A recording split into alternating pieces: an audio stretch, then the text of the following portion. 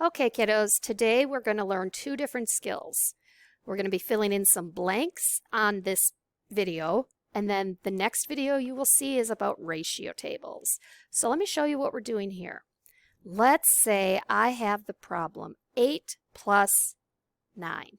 Okay, now it's pretty easy to figure out that's 17, but that's not what I want as an answer.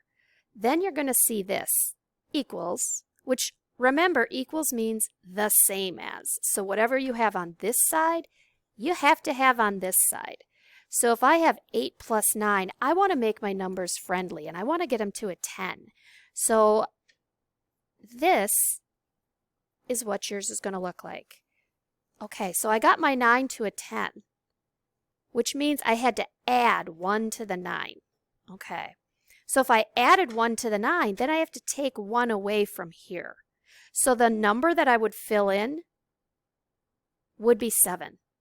And a way to check yourself, add them up. Okay, I know this is 17, and I know 7 plus 10 is 17.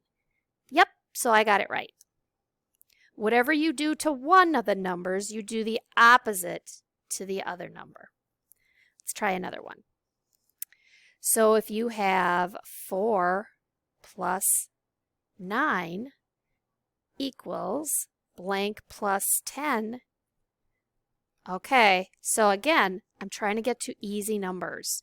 9 is very close to 10, so I just add 1, which means I'm going to take 1 away from this number. So taking 1 away from 4 is going to leave me 3. Let's check it. 4 plus 9 is 13. 3 plus 10 is 13. All right, go ahead and do the problems on this page and then watch the next video on how to do ratio tables.